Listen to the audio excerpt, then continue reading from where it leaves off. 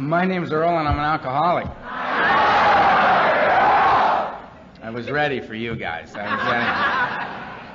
I want to thank Dick for asking me to come share here. It's always an honor and a privilege to do so.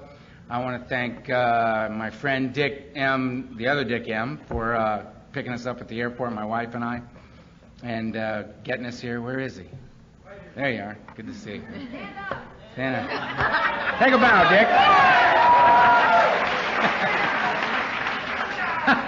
And here we go. All right. We've had a great time here. We've had a great time. We get to see Dick and Peggy, and we got to see Clancy, and got to hear Don speak this afternoon, and heard Peggy this morning. You should have been there this morning, 9 o'clock. There's a couple of thousand people in here at 9 o'clock in the morning. And Peg made many references to SpongeBob. I didn't know what the hell she was talking about, but she actually had a little figurine of SpongeBob. And it was an excellent, outstanding talk about responsibility, being responsible. And you, from now on, you are Sponge Peg.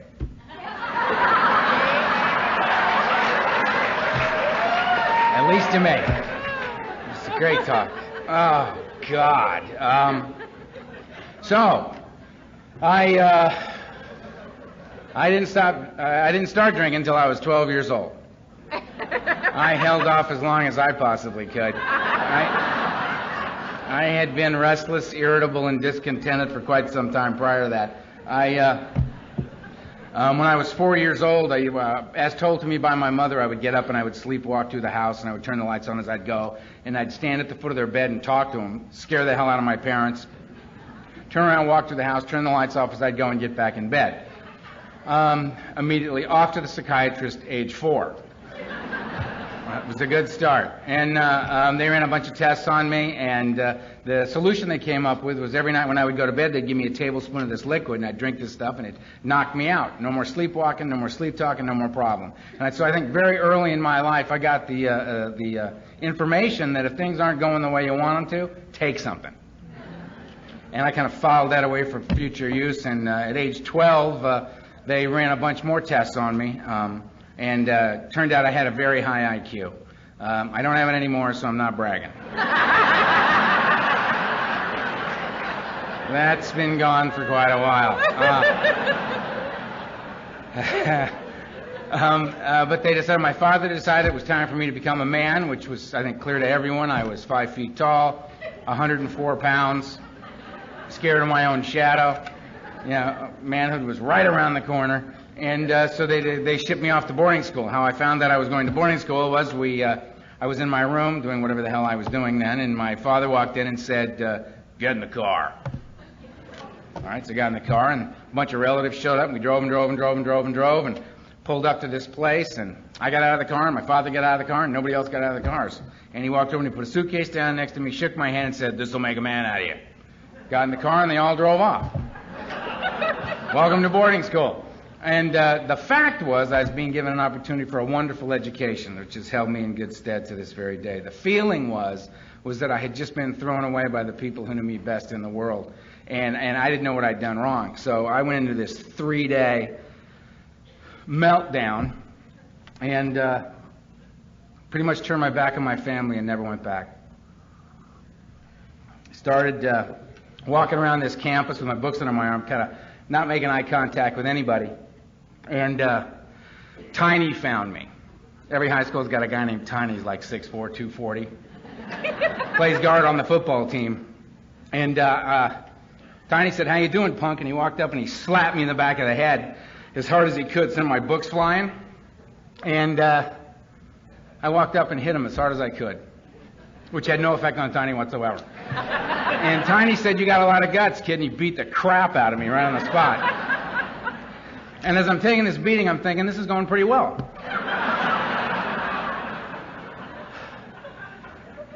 My heart is just pounding. I'm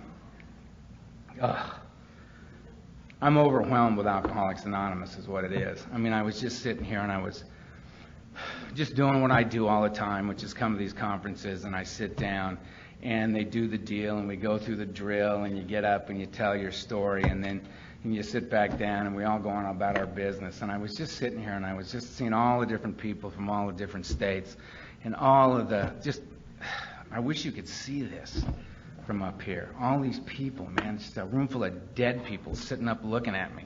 You know? And I just, you know what I mean, and listening to Peggy this morning and listening to Don and then having dinner, and Clancy was there and talking, and it's just, it's an overwhelming thing, the power of this thing. It's just an absolutely remarkable thing. When I start talking about my childhood and my particular story and the steps that I took and how my life led me and God led me to you, I'm just completely overwhelmed with how something like that happens. I'm just overwhelmed by it. So, anyway, I took this beating from Tiny, which I thought went pretty well, and I went back to my room, you know, with knots all over my head, waiting for the bleeding to stop. And word spread across this campus like wildfire. Watch out for this little Hightower kid. He's a maniac. He attacked Tiny.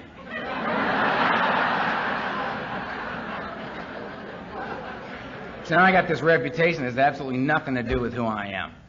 I'm just a frightened child, and now I'm a madman, right? So the cool guys started coming around, and Matt and Steve rolled by, and Matt came by and he stuck his head in my room and he said, "You want to smoke a joint?" And I said, "Yes, I do." And I didn't even know what he was talking about, you know. All I heard was, "Do you want to come with us? Do you want to hook up with us?" And the answer was, "Yeah, I feel like I'm alone in the universe. I'll go with you." It wouldn't have mattered what he said. He could have said, "Listen, we're going to go kill the Spanish teacher. Do you want to come?" Yeah, I'm with you. So we went around behind the dorm, 2 13-year-olds and a 12-year-old, total strangers, and Matt fired up the joint and handed it to me, and I just did what he did, and that burned my lungs, and that's nasty. And then here came this little Tupperware container full of cheap red wine. I took a pull on the wine, that burned my throat and my stomach. That's nasty. And I'm standing there 12 years old thinking, my life sucks, man. A week ago, I was fine. All right? And in a week's time, I got large people are out there beating the hell out of me. My family's throwing me away. My lungs are burning. I'm standing with these 2 total strangers. I hate this. And I mean, it happened. That thing that makes me bodily different from my fellows occurred. You know what I mean? That warm feeling just kind of wafted up over me, and suddenly I was comfortable standing where I was standing, doing what I was doing with the people I was doing it with. And I never felt like that before in my life. And I don't know, is it the pot? Is it the wine? Is it the fact that I'm standing here with my 2 very close personal friends, Matt and Steve? Because I'm feeling that connection. I don't know, and I don't care. You know, my experience in the beginning was, feel better than you've ever felt before in your life, nothing bad happens. Because I got little loaded with my friends, my new best friends. We had a nice time. I got up the next morning. I went to school, no harm, no foul. Nobody died that night. No blood was drawn. Nobody went to the nut house. Nobody went to prison. All those things were going to happen, but that wasn't my experience at that point. So based on my experience, I figured, I got to go with this, and I did. I went with that every day for the next 16 years, no matter what. I hung in there. I had singleness of purpose. Was to be loaded. That was my thing. And it was humble beginnings, a little pot and a little wine. And I think that the fact that they have this little saying in my neck of the woods, they tell newcomers, just don't drink or use no matter what. Period. And I hate that. I mean, if I could do that, I guarantee you I wouldn't be here tonight. I'd be home not drinking or using no matter what, because I could do that. I would not get on an airplane, one of my least favorite things in life. To get on an airplane. 2 of them to get here, 2 of them to get back. 4. I wouldn't do it. I'd be home not drinking and using no matter what. I'm the flip side of that coin. I drink and use no matter what. Given a good reason, I don't stop. Problem drinker goes for the judge one more time and is told, you get another 502, another drunk driving charge, you're going to do a year in county. No more conversation. You'll just do it. We'll talk when you're done. Problem drinker hears that and says to himself, I don't want to go to jail. Makes the decision to stop drinking and driving and can act upon that decision, can carry that out, stops doing it. Me, I start wondering what it's going to be like in jail, because I'm going. I just appreciate the information. Given a good reason, I don't stop. And that was the beginning for me. And the first time I drank, I got drunk. Because for me, I like the effect produced by alcohol. That's why I drank. I drank because I loved the effect produced by alcohol. And the effect that I get is it's the fear killer. If I can get enough alcohol in me, it kills the fear, and I can talk to you, and I can be involved with you, and I can measure up, and I stop comparing my insides to your outsides and losing every time. I stop the self-centered fear on me just seems to slip away, and I'm able to come out and be in the world with the rest of you. That's what alcohol does for me. Unfortunately, I've got this big barrel of emotions inside me, and there's all kinds of emotions swimming around up on top of this barrel. But way down at the bottom of the barrel, that deep undercurrent of my emotional life is fear. And that's the last thing I feel. So in order to kill it, I got to drink through it all. I got to get drunk to kill the fear. So when I drink, I get drunk. There's a thing called social drinking. I really shouldn't even comment on it. I have no experience with it at all. I have seen it done. I find it bizarre. Let's just leave it at that. But it's not my experience. So it's humble beginnings for me. Little pot, little wine, 13 pills. The only reason I took a pill is I was hanging out with these guys. This guy said, "Would you like a couple of pills?" And I said, "Well, yes, I would." Couple of pills, 20 minutes later, I'm laying on the floor, very happy there. I like pills. Seconal, Tuinal, Placidil, got strung out on all that stuff. 14 was psychedelics. Only reason I took a psychedelic was a girl named, I went on a 10-hour pass from this boarding school, and I was hanging out with with Debbie. Debbie was a bad girl. And an older woman. She was 15 and a half. Yeah, I got respect for Debbie to this day, man. Debbie said, "You want to drop some acid?" And I said, "Well, of course I would, Debbie." So she pulled out this little lipstick tube thing, and she spun it up in a little pill on the end. I just took it, popped it in my mouth, and swallowed it. And she said, "Did you take that whole thing?" I said, "Well, yes, I did, Debbie. It was a very small pill." And she said, "Well, that's 3 hits of white lightning." Oh. Yeah. Next 2 days were very interesting. What I remember of them. 650 hits later, I got classified legally insane by the military, but that's a whole other story. 15, I started shooting dope, and the only reason I did that is I was on a boat in Marina Del Rey with Cammie, and Cammie said, "Would you like me to stick this in your body?" And I said, "Yes, I would, Cammie." And she did, and it was one of those shots where you just go,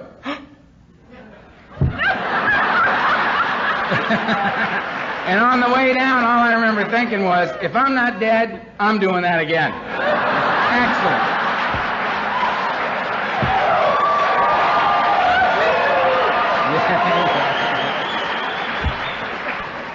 Now, I identify as an alcoholic, and I mean to show respect. I'm a child of the 60s. We were very, very focused on the drugs. Where our parents were the alcoholics. We were not going to drink ourselves to death like our parents were doing. We were going to carve out our own identity, kill ourselves in a whole new way. So we were very focused on the drugs. But the fact of the matter is this: my drug of choice is what do you got? I'm not a specialist. It's all anti-Earl medication. If I can get enough of what you got in my body, it'll kill the fear, and we can all go on forward. The problem with all of that, any information I have about my life is in retrospect. I never know what's going on when it's going on. It's always, oh, that's what was going on back then. And the drugs would come and go. You know what I mean? There was nothing. The only thing that stayed on the table every single day was alcohol. There was always a fifth on the table. And the reason for that, in my opinion, was that alcohol is reliable. Drugs are completely unreliable. There's no quality control going on out there. You do not know what you've got till you get it in your body. You don't know. You get yourself a fifth of Jack Daniels, you go get yourself a quart of gin, you know what you got here. You're going to be okay. I could relax into whatever else was going on as long as I knew there was a bottle there. That was my best friend. That was the thing that I relied upon. You've done so much cocaine, you can't get your mouth open anymore. And it's 7:30 and you completely overshot the mark one more time. You suck a little gin through your teeth, it'll loosen you right up, and you can go on with the party. You're all right. Alcohol is reliable. It's the big dog. And in the end, for me, it was all about alcohol. All about alcohol. Because in the end, I was dying. In the end, it was I needed my medicine, and I needed it now, and I needed it to work, and I didn't have time to play around. So in the end, for me, alcohol was all it was about. I just used 3 or 4 grams of cocaine a day just to keep me on my feet so I could drink the way I needed to drink. That's what it was about. So anyway, all through that, 16 years old, dropped out of high school, got committed to my first mental institution. Always a nice experience. The first time's the best, usually. Ended up my first nut house. They wanted me for 3 months of observation and a year of rehabilitation. I thought that was a little excessive. So, but when they started talking shock treatment, I got a little compliant. You know what I mean? What did you want to know again? That's more. Thanks. And, you know, just did this. Like, you know, I tried to escape. Every place has got the... I'm an idiot. I tried to escape from the nut house. They had the exit signs that reminded me of it. They're red here, but they had the green exit signs of the place. So I'm shuffling around in this joint, taking my 3 cups of pills a day and getting my shot, you know, and just cruising around in there, having all my meals. I had my meals with this woman named Kilday. Loved Kilday. Kilday was nuts, all right? And all you had to do to flip Kilday out was you sit down and have your meal with her, and you sit down and say, Kilday, how you doing? Kilday, wow! So every meal was like dinner and a show, you know? You just eat a little food and flip Kilday out, right? So I decided I'm going to make my big break out of this joint, and I'm getting ready. I'm going to use Kilday as my diversion, right? So I get everything. I'm going to make my break for that door, and I get Kilday, flip Kilday out, and head her that way. I'm ready, go!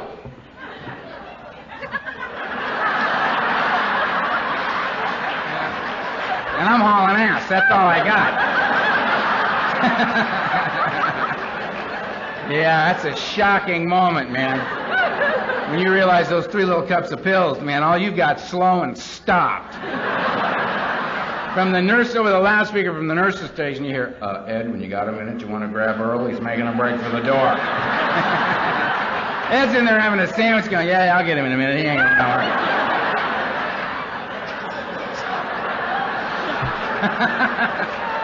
Oh, man, that's demoralizing. Second time I got thrown in the nut house, I escaped the first day before they got the Thorazine in me. You know what I mean? So I'm really, really glad to be back in, man. It's tough out on the streets. Hey, look at that. I take off and the whistles are going, and there's a guy chasing me, and I hit this back door, and I'm running along this lawn. There's an ivy-covered 12-foot chain link fence. And I got a little theme song playing in my head, you know.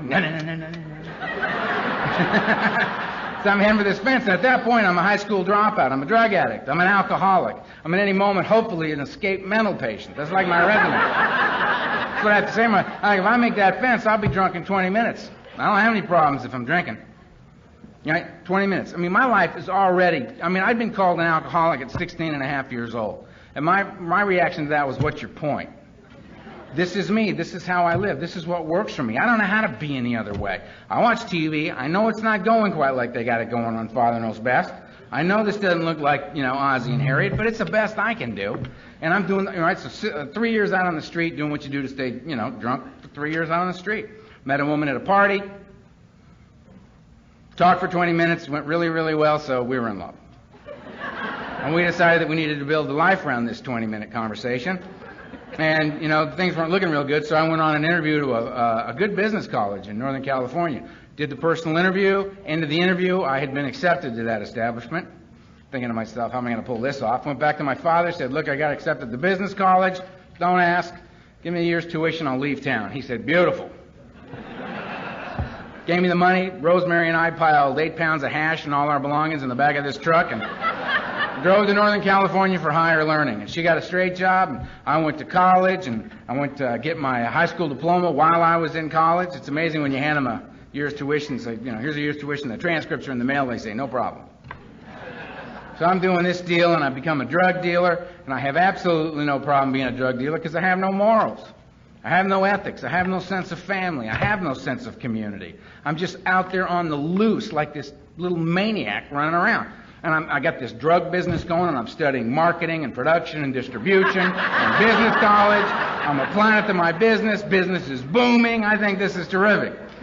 You know, Rosemary lives with me for about 6 months, and she starts saying things like, I'm too high. And in my opinion, if you can say it, it's not true.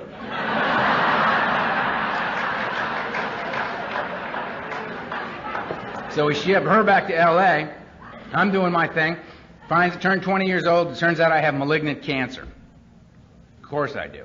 So I fly back to L.A. They do major surgery on my back. They prepare me to die. They prepare my family for me to die. And I remember thinking, You don't even know who you're talking to. The way I'm using this is coming up like twice a week. You know, this could die. Yeah, whatever. You know.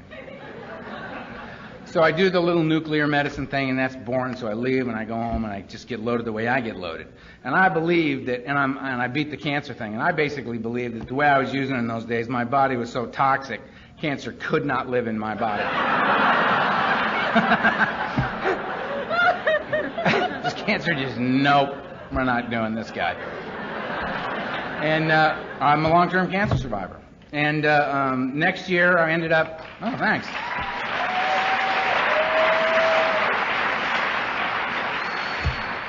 Love to take credit for that, but as you can tell, I can't. I was contrary to everything anybody had to say. So I ended up back in school. My mother calls me. I'm 21 years old now. I'm a junior in college. I got a high school diploma. I'm a junior in college. I got an early acceptance to go to USC Law School. My business is booming. I'm figuring, gonna need an attorney. I'm gonna go to law school. My mother calls me and says, look, we haven't been anywhere as a family in 10 years and we gotta put this family back together. All right? And I said, fine. So I flew back to L.A., and on my 22nd birthday, we took off to fly to Guadalajara, and on the way there, the plane crashed. And my mother, my father, my little sister all died in the crash, and I didn't. And I woke up on a mountain in Mexico. My skull was fractured. My back was broken in 3 places.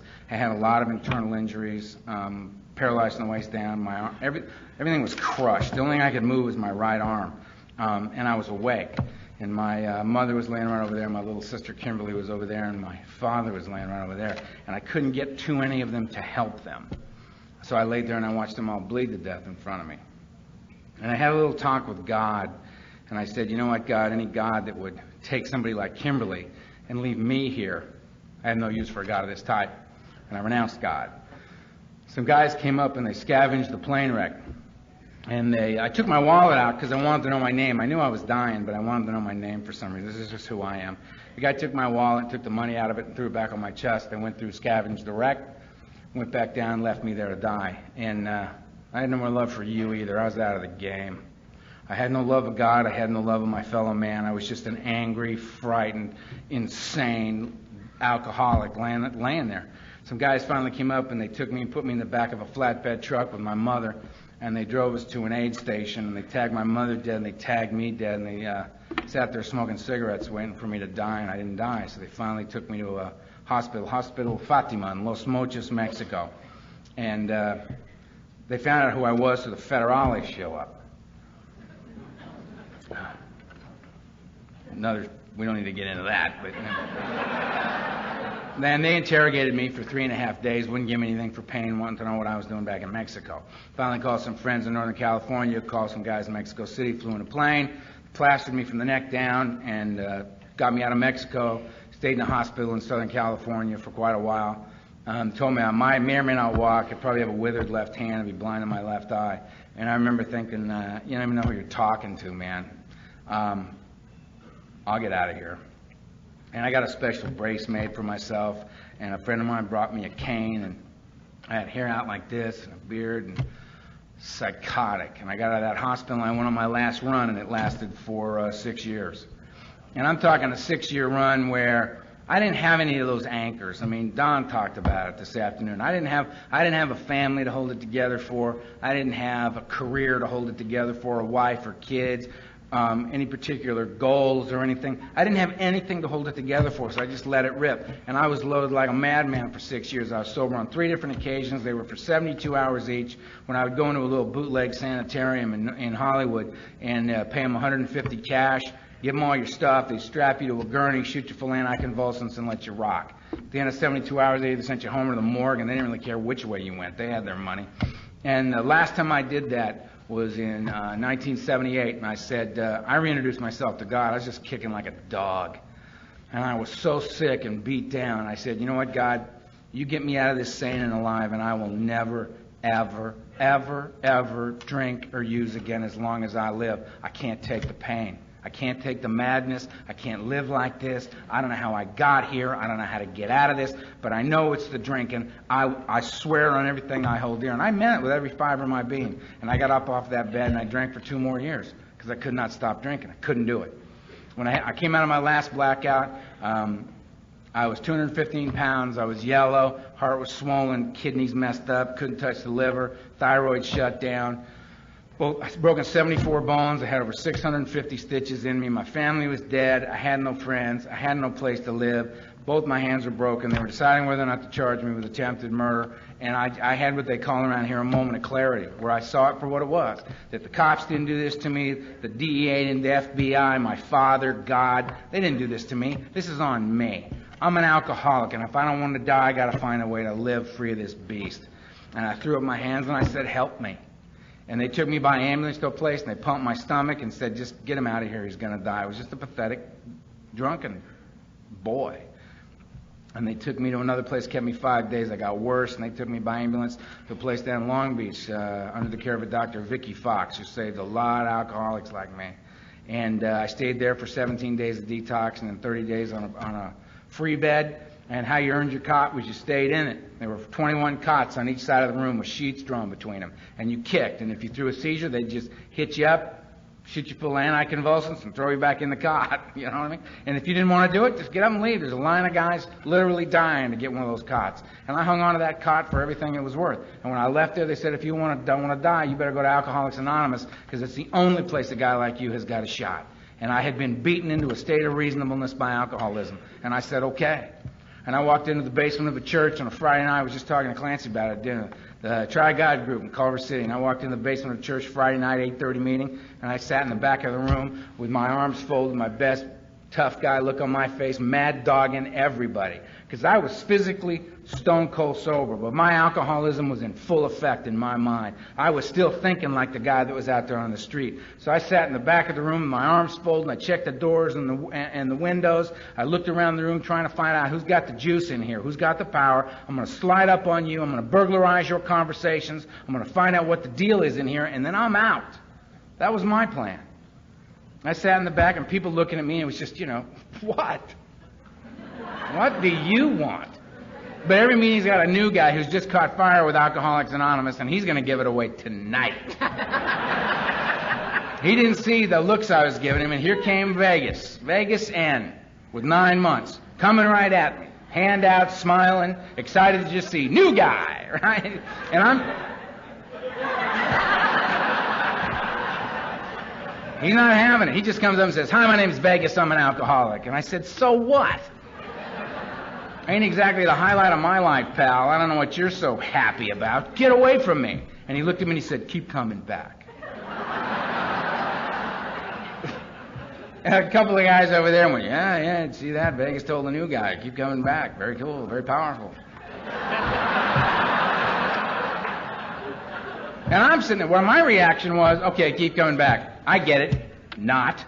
I don't know what you're talking about, apparently. You all know what that means. You understand the deep spiritual significance of keep coming back. I don't. You win. I lose. Once again, loving AA so far. Thanks, Vegas.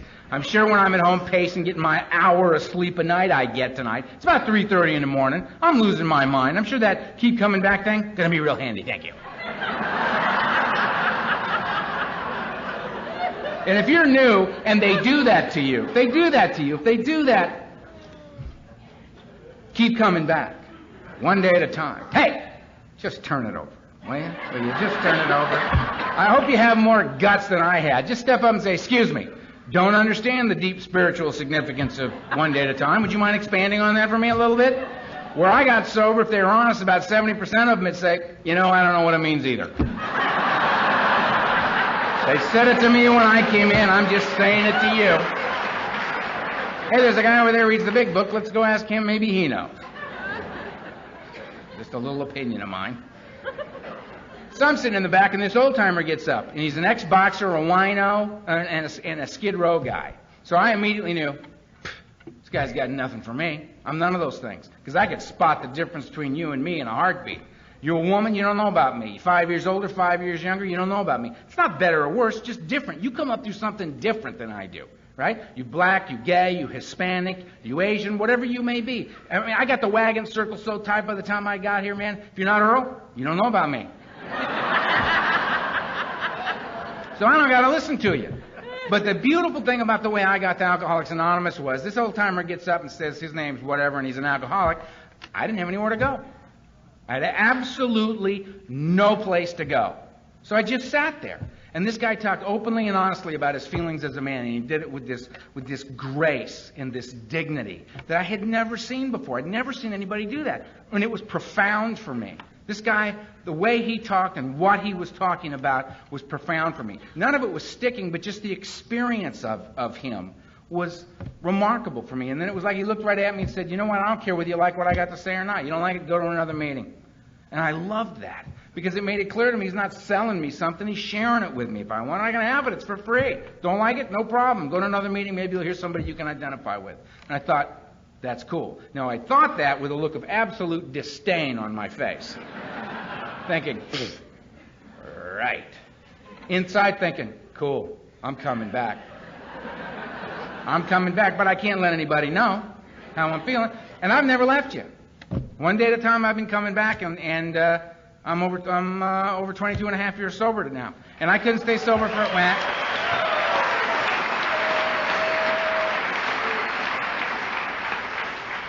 You're clapping for yourselves.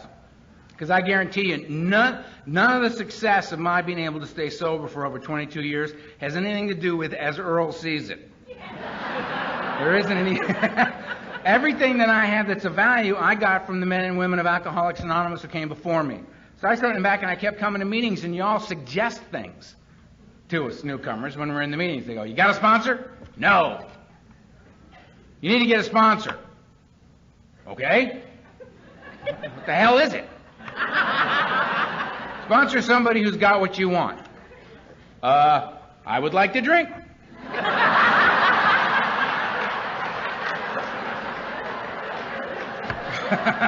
Maybe it's a little early to be throwing the ball back in my court. What I have since come to believe is that I want a sponsor who's got what he wants. It's a good definition of happiness, wanting what you've got. I didn't want the guy with the flashy car, the big bank account, or you know, all that stuff, that outside stuff. I'd had stuff and stayed miserable. I wanted the guy with the light beams coming out of his head. I wanted the guy with a passion for living. I wanted somebody who could feel strongly about something, because I'd lost the fire inside me. All the passion in me was gone. There was just a pilot light flickering inside. And I've met this insane madman, the late, great Donald Madden, who was my original sponsor. He started to talk about it tonight. Donald Madden didn't tell me about Alcoholics Anonymous. He showed me. He didn't ask me to become a member of Alcoholics Anonymous. I went to him destroyed, and I asked him to be my sponsor. And he said, you don't have to like what I tell you, and you don't have to think it's a good idea. You just have to do it. Don talked a lot about that this afternoon. That this is a program of action. I have come to understand that it is not what I know that will keep me sober. It is what I do that will keep me sober. I must take these actions. It's the chop wood and carry water plan, man. You got to chop the wood and carry the water of AA. I can sit in meetings till kingdom comes, sitting there waiting for the words and the wisdom of the men and women who've gone before me to just wash over me and somehow stick inside me. But if I want what they got, I got to do what they did to get it. I got to do what they did to get it. And I wanted to be a free man. I've been a slave to alcohol and drugs since I was 12 years old, and I wanted to be a free man. And I was sitting in a meeting of Alcoholics Anonymous with alcoholism in full effect. The obsession of my mind was in full effect. And I went to this guy, Donald Madden. He said, he'd call me up and he'd say, we're meeting at Ohio Street. We're taking over the meeting. Be there at 7:30. Click. He never called up and said, Earl, would you like to go to a meeting? How do you feel about a meeting? If you have a little extra free time, would you pick Ed up on the corner of 6th and Santa Monica? He'd appreciate it. If not, just let me know. We'll get somebody else. He just said, go to the meeting. Pick Ed up, bring him to the meeting. He just, you know, I thought, you know, nobody ever asks me anything around here. And nobody wants to know what I think. I actually said that to him once, and he just looked at me and smiled, and he said, that is correct.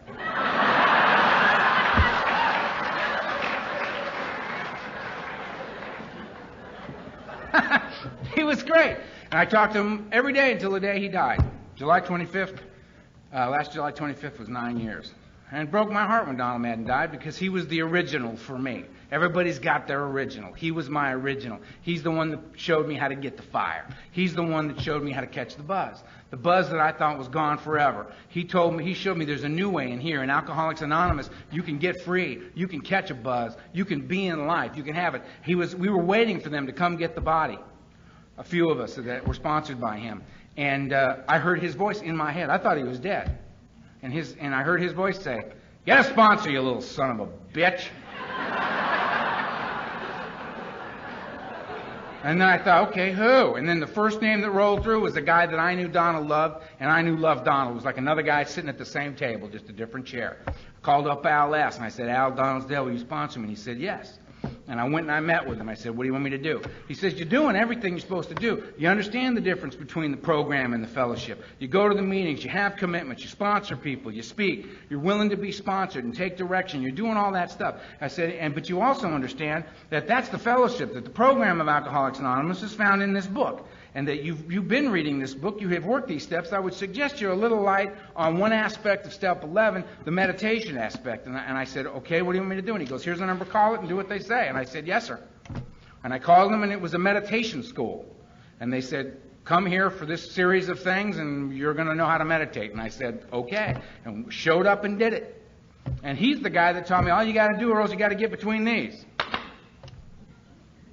And I thought, cute. Possibly even clever, but I don't, you know. He said, "Earl, just get just get in there, just right in there. That's all you're after." I said, "What are you talking about?" He goes, "It's just right here, right now, Earl. There isn't anything else.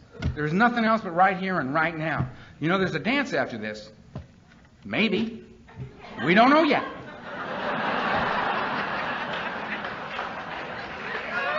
You know, we don't know. We don't know, right? There are some good speakers. It's done. It's done.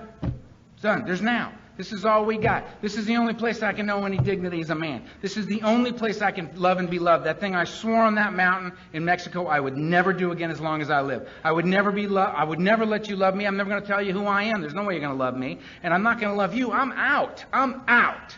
And I carried that well into Alcoholics Anonymous. You guys picked my pocket like a thief in the night.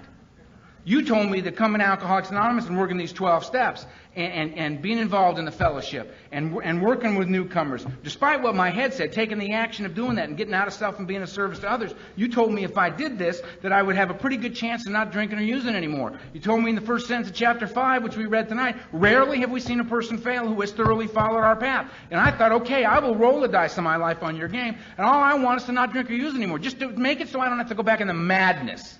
That's what I want from you. Will you give me that? And you said, sure. You didn't tell me that you were going to do so much more.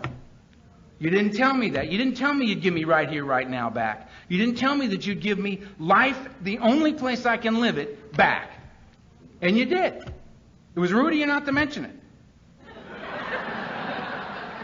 That's what would happen.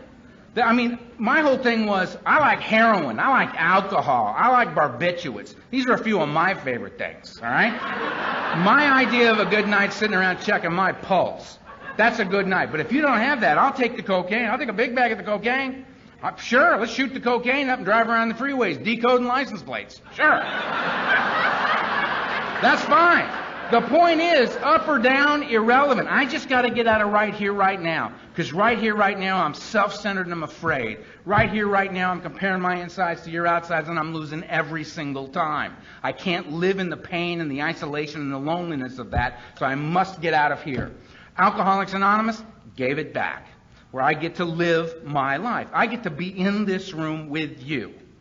Something I could never, ever do. This is the only place a life for me like this is going to happen. What's fascinating about that for me is that I get right here, right now. It's this duality of life that I work through the 12. There's this triangle with a circle, right? Ancient spiritual symbol, mind, body, and spirit, brought together as a whole human being. And therein lies the balance I've sought my whole life and never had drunk or sober, ever. Alcoholics Anonymous adopted that symbol. It's the same thing. Unity, service, and recovery. Unity is the body. I bring it here. I could not get sober, but we can together. If I'm with my fellows, I seem to do okay. I can't know that I'm changing, but I can see it in you all the time. Wow, this guy's changing. That's really remarkable. I seem to be doing the same thing he's doing. Possibly I'm changing as well. I certainly seem to have a better class of problems today than I used to. The recoveries of the mind, the greater aspect of my disease. This isn't about stopping drinking and using. Yes, we do not drink and use here. If we weren't so stringent upon that one particular item, I think AA might be a much bigger outfit. But this isn't just about stopping drinking. It's how do I stay stopped? The only way I can stay stopped is to be comfortable sober. If I can't get comfortable sober, planets are going to line up one day just right, and I'm going to get drunk. So I have to be relieved of the thing that makes it impossible for me to be comfortable sober. The obsessive nature of my mind as it relates to alcoholism. This voice in my head, the book tells me the persistence of this illusion, this belief in a lie that I can drink like a normal man, is astonishing. Many of us pursue it to the gates of insanity and death. I'm a gate guy. I got to stay here. I got to get comfortable sober. And this, how do you get relieved of the obsession of the mind? Work the steps. Step 4. Step 1, what's the problem? Lack of power. What's the solution to that? Power. Step 2, a power greater than myself that would restore me to sanity, soundness of mind, relieve me of the obsession to drink. What should I do about that? Step 3, get down on my knees and turn my will and my life over to the care of a God I may or may not understand. My understanding is irrelevant. My approval is not required. Just do it. I do it. 4 and 5 is me, 6 and 7 is God, and 8 and 9 is you. Nobody else to play with. 4 and 5, I swallow large chunks of truth about myself. Me, notice the order of these. Get it straight here. Where am I standing today? I want to get from A to Z. Got to determine A first. If you can't call somebody up and say, how do I get to Burger King? Well, where are you currently? I don't know. They're going to have a little problem telling you how to get to Burger King. I got to do 4 and 5. I got to look at where I'm standing. 6 and 7, hook it back up with God. Ask God to remove the defects of character because I'll remove the wrong stuff. I'll get into a little negotiation on that. 8 and 9, hook it back up with you. Very, very sorry, back in the house. None of these big, long, hey, wait, you're going to love me. I'm on a spiritual journey. I'm making amends. Have a seat. I'm going to wow you now with this. No, very, very sorry. Here's your money back in the house. 10, 11, and 12, keep me in a process I have just scratched the surface on. 10 me, 11, 12, 11 God, and 12 you. Same thing. I continue to take personal inventory, and when I'm wrong, promptly admit it because I'll create resentments left and right. I'll fester and I'll die. Sitting in a meeting of Alcoholics Anonymous. 11, seek God. How? Through prayer and meditation. What do I pray for? Knowledge of His will for me and the power to carry that out. Why do I meditate? To quiet the mind so that when the answers come, I can hear them. Having had a spiritual awakening is the result of doing that, having been restored to sanity, soundness of mind, relieved of the obsession to drink and use, the beast no longer whispering in my ear as I'm cleaning up Ohio Street, Third side of the triangle, service. You, I can be a service. How can I help? Not because I'm a good guy, because I don't want to die drunk. I don't want to die drunk. So I'm of service to other people. And suddenly, as I'm focusing on not drinking and using, and I'm helping this guy out, I'm going there, and all this life seems to happen. And suddenly I call my sponsor one day, and I say, Donald, something terrible has happened. And he says, what is it? And I said, I love you. And I was serious. This is not good. Because now, if he's there, if he's not there, I care. I mean, I care. What the hell happened? And he just said, oh, I know. Click.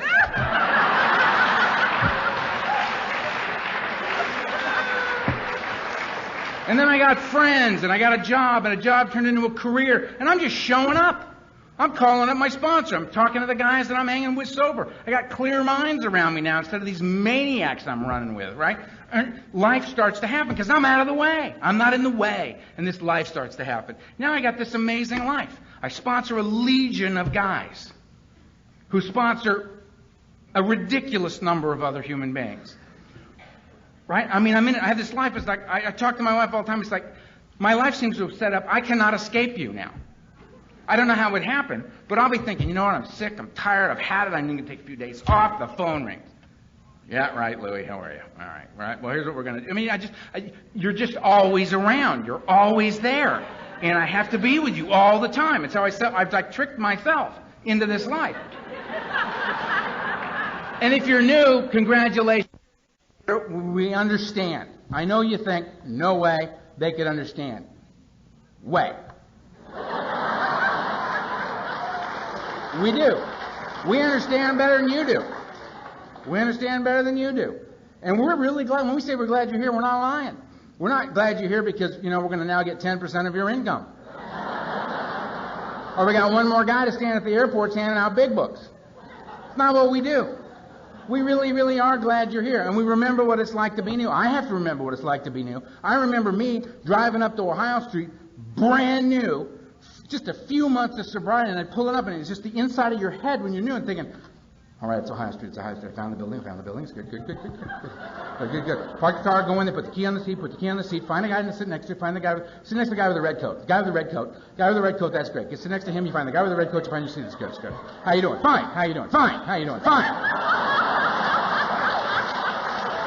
They start the meeting.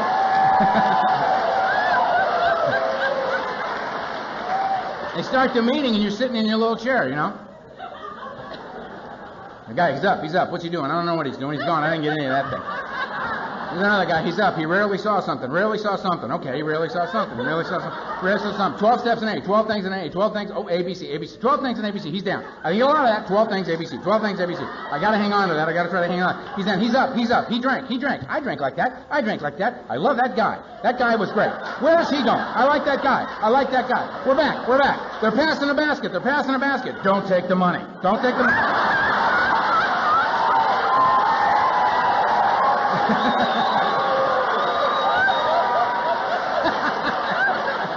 Good. Don't take the money. Okay, we're up. Where are we going? We're going. Smoke. I smoke. We'll go. We'll smoke.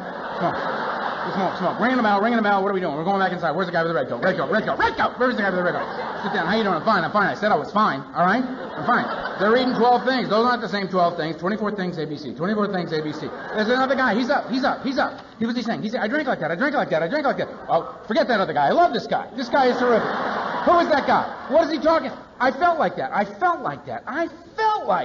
How does this guy know how I feel? This is amazing. Be calm. This guy is amazing. He's down. I love that man. He's down. Another guy's up. He's up. We're up. They got me. We're praying. All right. We're praying. Yeah, I know this prayer. Prayer. And then I would walk out of the meeting and somebody would say, what did you think of the meeting? He'd say, it's great. And I would cry all the way home and try to figure out what the hell ABC was and the 24 things.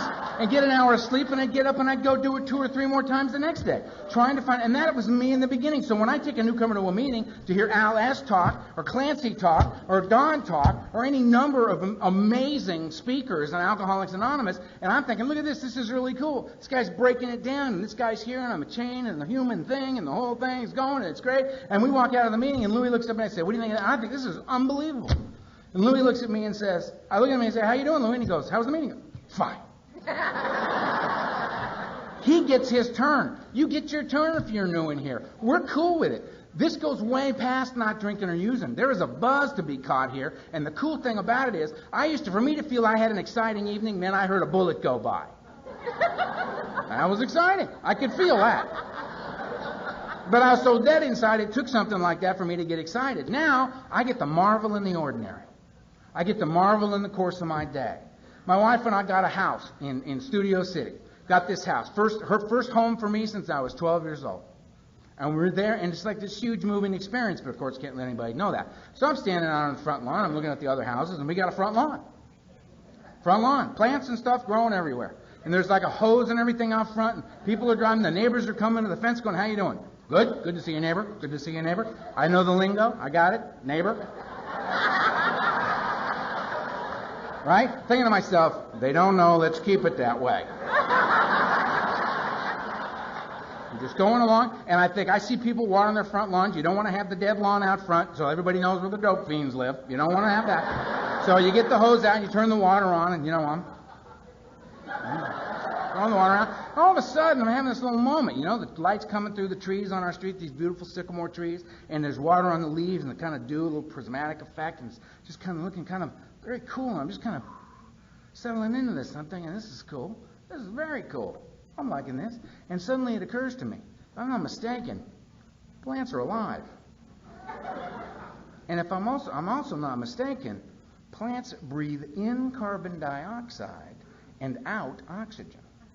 Now, I'm standing right over here, breathing in the oxygen and breathing out the carbon dioxide. We got a little thing going here. This is nice. This is a little more water for you, my brother. This is a little more water for you, my sister. I'm catching a buzz on the front lawn. I run into the house to my wife and go, honey, they're alive. She says, I know, darling, you got some more friends in the backyard. Why don't you go play with them? Yeah! I'm in the backyard. Guy driving down the street sees man on front lawn watering plants. Now what's happening? Alcoholic on front lawn catching big, big buzz. That's what's going on. You may have to stand in line. I get to. The power of choice has been given back to me. I get to decide the way it's going to be. I get caught in traffic on the freeway. More music for me. Get on the cell phone, start talking to my friends. What are you doing? Hanging out in the car.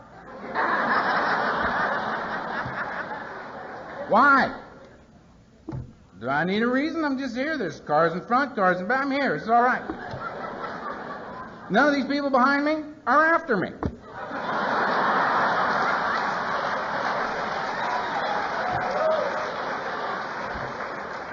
All that, you're new, all that. Alcoholics Anonymous. Buzz. All you meditate, you breathe in, you breathe out, you're coming out of your skull from a different angle. Alcoholics Anonymous. Right between those. Big buzz. Today, now, peace, joy, purpose, value, friends, loving, being loved, hope for the hopeless man. It's an absolutely phenomenal deal. If you're new, come on. Just come on. Find yourself somebody in here with a light on in their eyes, somebody who's caught the buzz, and just follow them. And you don't have to like what they tell you, and you don't have to think it's a good idea. You just have to do it. If you just take the action, you might find a life beyond your wildest dreams. You might find that here. I did. And I'm a hopeless, hopeless man. I couldn't do anything. I've done two things right my whole life. I drank because if I hadn't have drunk, I'd have blown my head off long before I ever got to you. And the second thing I did right was I got beaten down enough to come in here, and when you said go left, I just said, okay. And I went left. Out of that, a life beyond my wildest dreams. Out of that, I'm standing up here looking at you. Very strange. It's a very strange thing for a self-centered, frightened person like me. What's happened is that I'm sitting in front of about 3,000 people, and I can honestly tell you, the alcoholics and drug addicts, I love you. I do. I don't know you, but I do. Because we're here together. Room full of dead people sitting up pretending they're paying attention to me. It's an absolutely remarkable thing. I wish you the hardest thing, I think, for people like us to find. I wish you peace. Thanks a lot.